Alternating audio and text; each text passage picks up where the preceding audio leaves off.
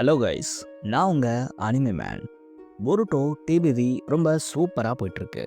எனக்கு தெரிஞ்சு இன்னும் 2-3 வருஷத்துக்குள்ள இந்த சீரீஸ் முடிவுக்கு வரலாம். பட் அப்படி வர்றதுக்குள்ள இந்த 4 விஷயம் கண்டிப்பாக நடக்கலாம். அப்படி எந்தெந்த விஷயம்லாம் நடக்கலாம்ங்கிறத பற்றி தான் இந்த வீடியோவில் பார்க்க போகிறோம். அதுக்கு முன்னாடி நம்ம சேனலுக்கு சப்ஸ்கிரைப் பண்ணிவிட்டு நம்ம சோஷியல் மீடியா பக்கங்களை ஃபாலோ பண்ணுங்கள். லிங்க் டிஸ்கிரிப்ஷனில் இருக்குது. சரடா மல்டிபிள் பவர்ஸ்.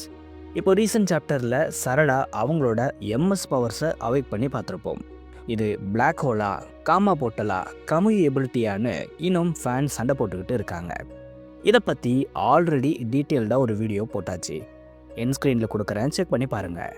நம்மளோட ப்ரெடிக்ஷன் படி சரடா வார்ம் ஹோல்னு சொல்லப்படுற இந்த எபிலிட்டியை தான் அவைக் பண்ணி இருக்கணும். வார்ம் ஹோல்னா ஒன்றுமே இல்லை, black hole plus white hole ரெண்டுமே கனெக்ட் ஆகி இருக்கிற ஒரு விஷயத்துக்கு பேர் தான் வார்ம் ஹோல். பிளாக் ஹோல் வழியாக ஒரு பொருள் இழுக்கப்பட்டு ஒயிட் ஹோல் வழியாக வெளியே தள்ளப்படும்னு பல தியரிஸ் இருக்குது. இந்த எபிலிட்டி மூலமாக சரடாவால் ஒரு விஷயத்தை அப்சர்வ் பண்ண முடியும், அதை வெளியவும் தள்ள முடியும். கேட்குறதுக்கு ஒரு மிட்டான பவர்ஸ் மாதிரி தெரிஞ்சாலும் சரடாவால் எல்லா நெஞ்சுட்சுவையும் அப்சர்வ் பண்ண முடியும்னு இப்போது சொல்கிறாங்க. கிட்டத்தட்ட ஒச்சுசுகி எபிலிட்டி மாதிரி இது இருக்கும்னு சொல்லப்படுது. ஆனால் நம்ம பார்க்க போகிறது இந்த விஷயத்த இல்லை. சரடாக்கு இந்த ஒரு எபிலிட்டி மட்டும் இல்லை, இன்னும் ஏகப்பட்ட எபிலிட்டிஸ் கிடைக்க வாய்ப்பு இருக்குது. இதுக்கு என்ன ரீசன்னு பார்த்தா, இவங்களுக்கும் ஐடாக்கும் இருக்கிற கனெக்ஷன் தான் ஒரு முக்கியமான காரணமாக இருக்குது. எஸ், பொருட்டோலியே ஒரு சீனை நம்ம பார்த்துருப்போம். சரடாவோட எம்எஸ் பேட்டர்ன் சப்போர்ட்டர்ஸாக ஒரு கேங்கும் ஐடாவோட டொஜுட்சு பேட்டர்ன் சப்போர்ட்டர்ஸாக இன்னொரு கேங்கும் இருந்திருப்பாங்க. இது மூலயமா சரடா அண்ட் ஐடாவோட டோஜுட்ஸுக்கு ஒரு டீப் டவுன் கனெக்ஷன் இருக்கிறத ஃபோர் ஷேடோ பண்ணியிருப்பாங்க. ஒரு தியரி படி இந்த 2 டோஜுட்ஸுவும் ரொம்பவே ரேரான ஒரு விஷயமா இருக்குமா. ஷேரிங்கனை உச்சியாஸ் ப்ரொடெக்ட் பண்ணுற மாதிரி, பியாக்குகனை யூகாஸ் ப்ரொடெக்ட் பண்ணுற மாதிரி இந்த 2 டொஜுட்ஸுவை ப்ரொடெக்ட் பண்ணுறதுக்காகவே எக்ஸ்க்ளூசிவாக ஒரு கிளானே இருக்குமா. இதை பற்றி வேறு வீடியோவில் ஃபுல்லாக சொல்கிறேன். பட் சிம்பிள் கான்செப்ட் என்னென்னா, இது ரெண்டுமே செம ரேரான டொஜுட்ஸு. இப்படி ரேராக இருக்கிற எம்எஸ்க்கு கண்டிப்பாக இந்த வார்ம் ஹோல் எபிலிட்டி மட்டுமே இருக்காது. ஏன்னா ஒரு ஆவரேஜ் எம்எஸ்க்கு 2 யூனிக்கான எபிலிட்டி இருக்கும். இதை நருட்டோ சீரீஸில் நமக்கு சொல்லியிருப்பாங்க. இந்த மாதிரி சரடாக்கு nuclear fusion, magnetic manipulation, solar ஃப்ளேர்ஸ்னு ஏகப்பட்ட சன் ரிலேட்டட் எபிலிட்டிஸ் கிடைக்க வாய்ப்பு இருக்கிறதா சொல்கிறாங்க. இது இல்லாமல் 100 டீலிங்ஸும் சரடாக்கு கிடைக்க வாய்ப்பு இருக்குது. இதை சாக்குரா அவங்களுக்கு டீச் பண்ணுவாங்க. இது சரடாவோட ஐஸ் டேமேஜ் ஆகிறத தடுக்கும். இப்படி செம ஓவர் பவர்டான ஒரு கேரக்டராக சரடா சீரியஸோட எண்டிங்குள்ளே மாறுறதுக்கான வாய்ப்பு அதிகம். ஜூரா ட்விஸ்ட். பொருட்டோ சீரீஸில் எனக்கு பர்சனல் ஃபேவரட்டாக இருக்கக்கூடிய ஒரு கேரக்டர்னா அது ஜூரா தான். இவரோட ரைட்டிங் ரொம்பவே நல்லாயிருக்கும். இவரோட கோல், இன்டலெக்ட்னு எல்லாமே பர்ஃபெக்டாக இருக்கும், நம்பும்படியாகவும் இருக்கும். நிறைய அனிமேல ஒரு சில கேரக்டர்ஸ் அவங்களுக்கு சம்பந்தமே இல்லாத விஷயத்த பண்ணிக்கிட்டு இருக்கும். அது கதையவே அப்படியே குழப்பியிருக்கும். ஆனால் ஜூரா அப்படி இல்லை. ரைட் ஃப்ரம் த பிகினிங் இவரோட கேரக்டர் எப்படி இருக்கும், ஃப்யூச்சரில் இவர் என்னவா ஆவாருன்னு எல்லா இன்ஸையும் இப்போவே கொடுத்துட்டாங்க. அதுதான் இந்த பாயிண்ட். ஜூரா ஒரு கட்டத்தில் நல்லவராக மாறிடுவார். ஜூரா ஆல்ரெடி கெட்டவரெல்லாம் இல்லை, இவர் சிம்பிளாக ஒரு பீஸ்டாக இருக்கார். ஒரு பீஸ்ட் என்ன பண்ணும்? நம்ம பண்ணுறது நல்லது கெட்டதுன்னு அதுக்கு தெரியுமா? இல்லைல்ல. அதே மாதிரி தான் இந்த ஜூரா. ஒரு கம்ப்ளீட் பீஸ்டாக இருந்து கடைசியாக எப்படி ஹியூமனாக இவர் மாறினாருங்கிறது தான் இவரோட கேரக்டர். இதனால தான் இவர் ஹியூமன்ஸை கொஞ்சம் கொஞ்சமாக ஸ்டடி பண்ணிக்கிட்டே வராரு. சிம்பிளாக உலகத்தை அழிக்கணும், ஆளணும்னு இல்லாமல் இவரோட கோலே நாலேஜாக மட்டும்தான் இருக்குது. இவர் ஹியூமன்ஸை பெட்டராக அண்டர்ஸ்டாண்ட் பண்ணிக்கிற அந்த டைமில் இவர் நல்லவராக மாற வாய்ப்பு அதிகம். ஏன்னா இவருக்கும் பொருட்டோக்கும் பெரிய பகை இருக்கிறத விட இவருக்கும் ஆக்சுவல் ஒச்சுசுக்கிக்கும் தான் பகை அதிகம். இப்போ வரைக்கும் ஜூராக்கு பொருட்டோ பிறக்கும்போதே ஒச்சுசுக்கியா இல்லை, மோமோஷிக்கியால் ஒச்சுசுக்கியா மாற்றப்பட்டிருக்காருன்னு தெரியாது. இவரோட கோபம்லாம் ஒச்சுசுக்கி கிளான் மேலே மட்டும்தான். ஏன்னா இவங்க தான் டெய்ல் பீஸ்ட்டை பலாயிரம் வருஷமாக டெவலப் பண்ணிக்கிட்டு இருந்தாங்க.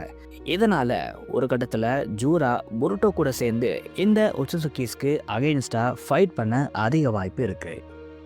ஏமாவரி வேரியன் மோட். ஏமாக்குள்ள குரமா இருக்கிறத சில சாப்டர்ஸ்க்கு முன்னாடி கன்ஃபார்ம் பண்ணியிருப்பாங்க. பட் ஹீமாவரி எந்த ஒரு சீலிங் மூலமாகவும் குரமாவை பொசஸ் பண்ணலை. இவங்க தான் ஃபர்ஸ்ட் நேச்சுரல் ஜிஞ்சுருக்கியாக இருக்காங்க. ஏன்னா பேர்த்தில் இருக்கும்போது குரமாவோட சாக்ரா ஹீமாக்குள்ள ஸ்டோர்ட் ஆகி இருக்கு. நாளடைவில் ஹீமாக்குள்ள இந்த சாக்ரா கொஞ்சம் கொஞ்சமாக ஃபார்ம் ஆகிட்டே இருந்திருக்கு.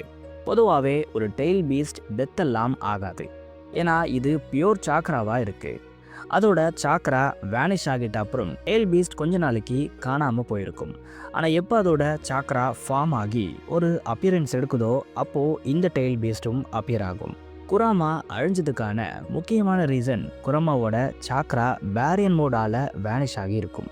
இது ஃபார்ம் ஆக பல வருஷங்கள் ஆகுங்கிறதால குரமாவோட ரிட்டர்ன்ஸ் இப்போதைக்கு இருக்காதுன்னு நம்ம நினச்சிருப்போம். பட் ஈமாக்குள்ள இந்த குரமாவோட சாக்ரா ஒரு குட்டி குரமா அளவுக்கு ஃபார்ம் ஆகி இருக்கு. இதில் ஆச்சரியமான விஷயம் என்னன்னா ஈமா ஒரு நேச்சுரல் ஜிஞ்சுருக்கி. மீனிங் குரமா ஹீமாக்குள்ள சீல் பண்ணப்படலை. புருட்டோவும் மோமோஷிக்கியும் எப்படி ஒன்றா இருக்காங்களோ, காகுயாவும் டென்டெயில்ஸும் எப்படி ஒன்றா இருந்தாங்களோ, அதே மாதிரி ஹீமாவும் குராமாவும் ஒன்றா இருக்காங்க. இதனால் ஹீமாவை ஒரு கர்னல்னு தான் சீரீஸ்லேயே மென்ஷன் பண்ணியிருப்பாங்க. இப்படி ஹீமா ஒரு கர்னலாக இருக்கிறதால இவங்களால பேரியன் மோட எந்த ஒரு பாதிப்பும் இல்லாமல் யூஸ் பண்ண முடியும். ஏன்னா குராமா பேரியன் மோட் மூலமாக தான் அதோட சாக்ராவையும் நருட்டோவோட சாக்ராவையும் ஒன்றா மாற்றுச்சு. அதுக்கு முன்னாடி வரைக்கும் அது செப்பரேட்டாக தான் இருந்துச்சு. பட் ஹீமாக்கு பிறக்கும்பொழுது குரமாவோட சாக்ரா மிக்ஸ்டாகி தான் இருக்கு.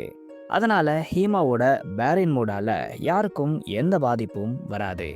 அதே டைம்ல நருட்டோக்குள்ள இருந்த குராமாவை விட ஹீமாக்குள்ள இருக்கிற குராமாக்கு பவர்ஸ் அதிகம்ங்கிறதால ஹீமாவோட பேரியன் மோட் ஓவர் பவர்டா இருக்க அதிக வாய்ப்பு இருக்கு. Naruto return and awakening.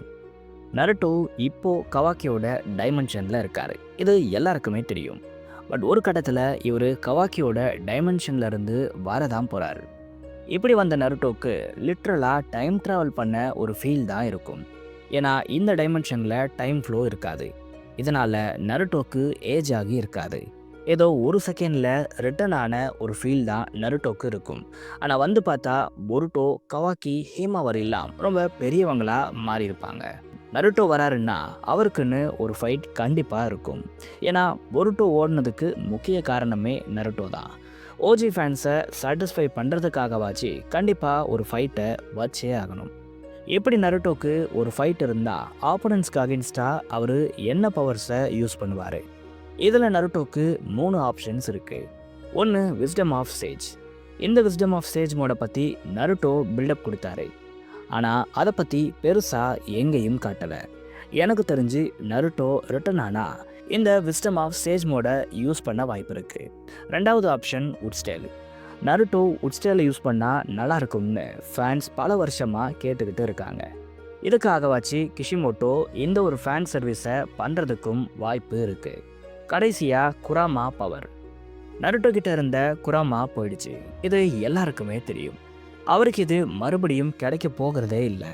அதுக்கு பதிலாக ஹீமா அவங்களோட சாக்ராவை ஷேர் பண்ண வாய்ப்பு இருக்குது.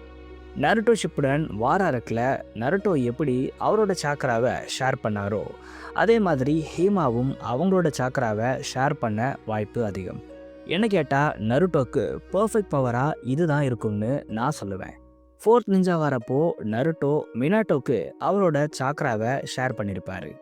5th வரப்போ ஹீமா நருட்டோக்கு சாக்ராவை ஷேர் பண்ணுறது தான் ஒரு பர்ஃபெக்டாக எனக்கு தெரியுது. நீங்கள் என்ன நினைக்கிறீங்க? இந்த 4 விஷயத்தில் எது நடக்க வாய்ப்பு இருக்குன்னு கமெண்ட்ஸை சொல்லுங்கள். இந்த வீடியோக்காக ஏகப்பட்ட கண்டென்ட்டை வச்சுருந்தேன். ஆனால் இதில் வெறும் 4 சுச்சுவேஷனை மட்டும்தான் சொல்லியிருக்கேன். மிச்சம் இருக்கிற விஷயத்தை வச்சு நெக்ஸ்ட் பார்ட் போடலாமான்னு கமெண்ட்ஸை சொல்லுங்கள்.